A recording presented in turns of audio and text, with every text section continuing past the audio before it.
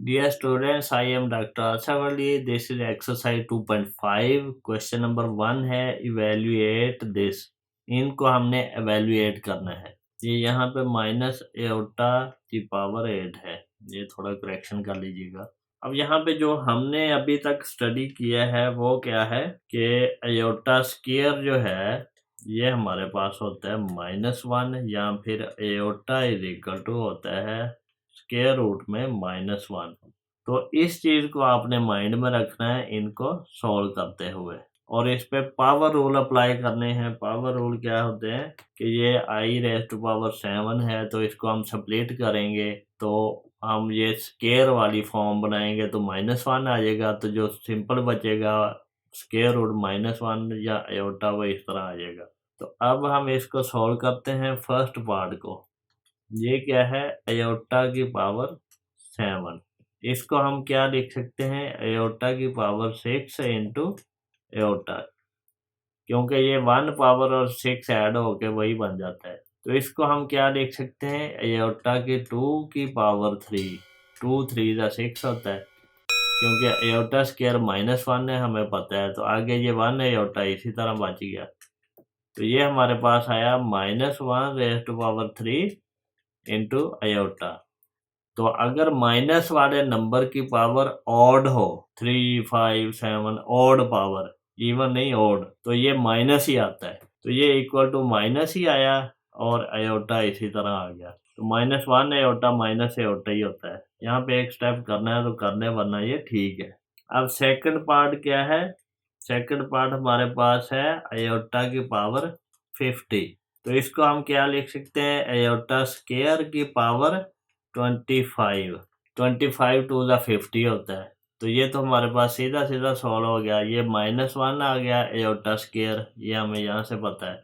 तो इसकी पावर 25, इसकी ऑड पावर है तो ये -1 नहीं आएगा। इवन होती तो ये प्लस हो जाता। या फिर इस चीज को हम ये भी लिख सकते हैं -1⁻24 इंटू -1, क्योंकि ये पावर 1 जो है इसमें ऐड हो जाती है। तो ये इवन पावर जो है ये 1 आ जाता है और -1 इसी तरह, तो ये दोनों का प्रोडक्ट -1। और अगर इस तरह करने हैं तो ये भी फिर ऐसे ही होगा -1² इंटू -1 इंटू एओटा।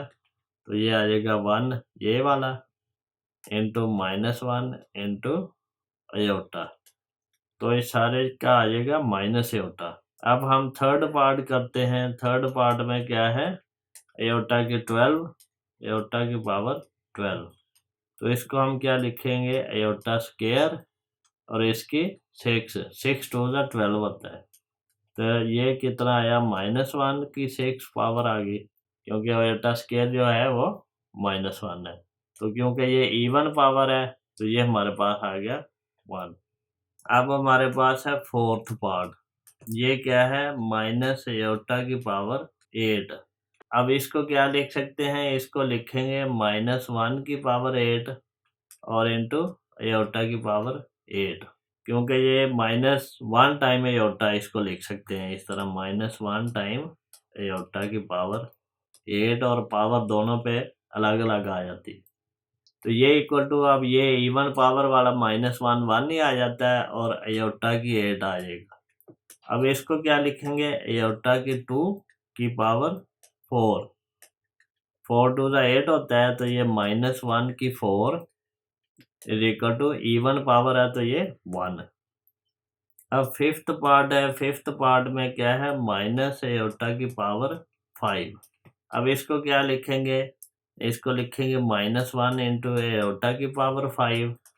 तो ये अब -1 की पावर 5 दोनों पे पावर आ जाएगी एओटा की 5, और क्योंकि ये ऑड पावर के साथ है तो ये माइनस आ जाएगा और ये एओटा की 5। अब ये माइनस जो है ये इस ब्रैकेट से बाहर है, ये यहाँ पे नोट करो। तो ये इक्वल टू आएगा माइनस एओटा की स्क्वायर फिर इसका स्क्वायर इंटू एओटा, या फिर इसको लिखें माइनस एओटा की 4 इंटू एओटा। एओटा की 5 आ जाएगा। तो ये इक्वल टू क्या आएगा माइनस एओटा स्क्वायर का स्क्वायर इंटू एओटा। तो ये आ जाएगा माइनस इंटू एयोटा स्क्वायर -1 है, यहाँ से हमें पता है, और इसका स्क्वायर इनटू एयोटा, तो ये इक्वल टू क्या आएगा, ये स्क्वायर पावर वाला जो है ये 1 हो जाएगा और ये माइनस, इसी तरह माइनस एयोटा फिर आंसर आएगा। अब हमारे पास है 6th पार्ट, वो क्या है, एयोटा की पावर 27, तो इसको हम क्या लिखेंगे, एयोटा की पावर 26 इंटू एयोटा, तो इसको क्या लिखेंगे, एयोटा स्क्वायर की पावर 13 टू द 26 होता है इंटू एयोटा।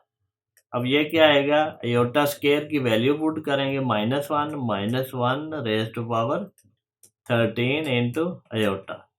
अब ये जो चीज़ है ये ऑड पावर के साथ है, ऑड पावर के साथ जो होगा तो ये -1 इसी तरह आ जाएगा इंटू एयोटा, तो ये आंसर आ जाएगा माइनस एयोटा। डियर स्टूडेंट्स, अब हमारे पास क्वेश्चन नंबर 2 है, right the conjugate of the following numbers. अब ये कॉम्प्लेक्स नंबर्स का मतलब कॉम्प्लेक्स नंबर्स है। कॉन्जुगेट क्या होता है, अगर हमारे पास है x प्लस एयोटा y, तो इसका कॉन्जुगेट होगा x minus aorta y।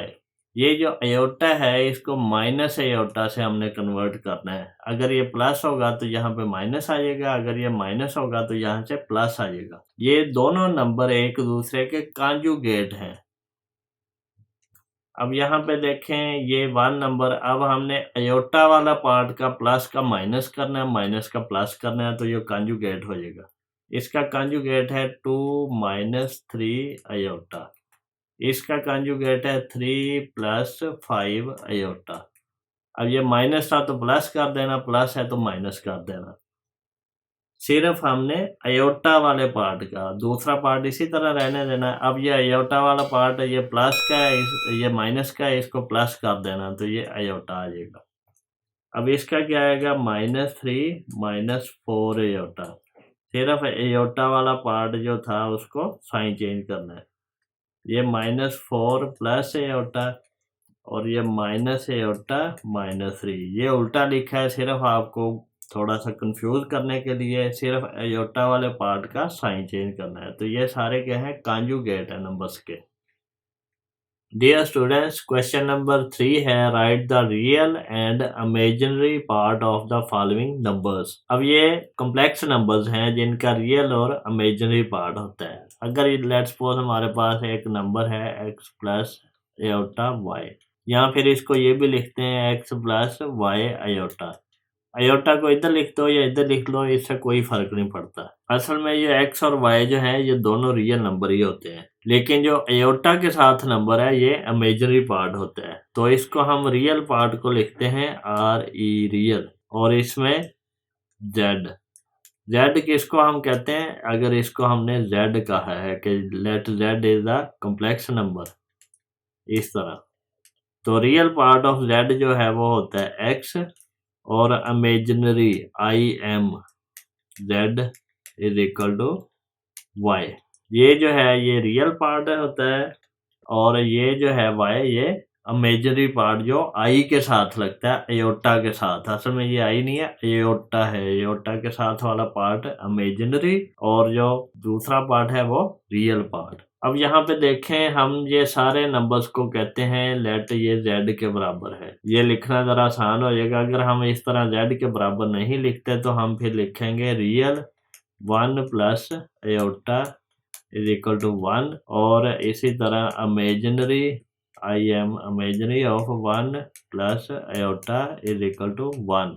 Aorta के साथ भी 1 है। अगर हमने Z लिखा है तो यहाँ पे फिर ये Z आ जाएगा, ये वाला रियल Z इमेजिनरी Z। इसी तरह इसका आएगा real Z is equal to क्या आएगा, -1 इज इक्वल टू -1, और जो इमेजिनरी Z है वो क्या आएगा, imaginary part of complex number is ये 2 वाला 2।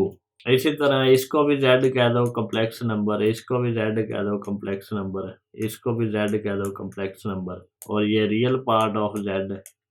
इसी तरह इसका रियल पार्ट ऑफ Z और इसका रियल पार्ट ऑफ Z। अब इसका रियल पार्ट क्या है, इसका रियल पार्ट है 2। अब देखो इन्होंने आपको कंफ्यूज करने के लिए जो एयोटा वाला पार्ट है वो लेफ्ट साइड पे लिख दिया, हालांकि अयोटा वाला पार्ट इमेजिनरी होता है, तो लिख दोनों तरफ सकते हैं, इससे कोई फर्क नहीं पड़ता। अब इसका रियल -2 है, इसका रियल कुछ ना हो तो वो 0 होता है। अब इनके इमेजिनरी पार्ट जो है वो देख लेते हैं। इसका इमेजिनरी पार्ट ऑफ z इस तरह, इसका इमेजिनरी पार्ट ऑफ z और इसका इमेजिनरी पार्ट ऑफ z, ये इक्वल टू क्या आएगा? अब ये -3 है, -3, और ये क्या है? -2, और इसका क्या है? -3। तो ये इस तरह हम इसको सॉल्व करते हैं। अब ये 6 पार्ट रह गया है, ये इसका रियल z क्या है? Is equal to 2। इसको RA भी लिखते हैं रियल के लिए, real part of z is equal to 2, और इमेजिनरी पार्ट क्या है? Imaginary part of z is 0, ये वाला। अब क्वेश्चन का 4th पार्ट है, find the value of x and y if this is equal to this. अब हमने x और y फाइंड करना है अगर ये वाला नंबर इसके बराबर है। कौन सा है? x plus iota y plus 1 is equal to 4 - 3 iota. अब ये चीजें कंपेयर होती हैं। अगर हमारे पास होता ना x प्लस आयोटा y बराबर है a प्लस आयोटा b के, तो x a के बराबर होगा, x is equal to a, और जो y है ये b के बराबर होगा, y is equal to b।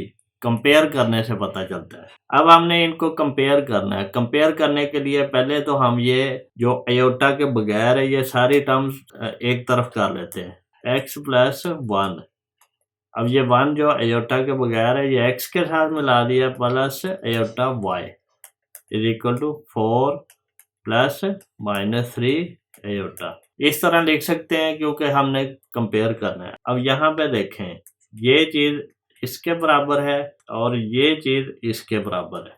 अब हमारे पास है x plus 1 is equal to 4 और y इज इक्वल टू -3। अब y की वैल्यू तो फाइंड होगी, तो ये x यहाँ पे क्या है? 4 - 1, तो x इज इक्वल टू 3।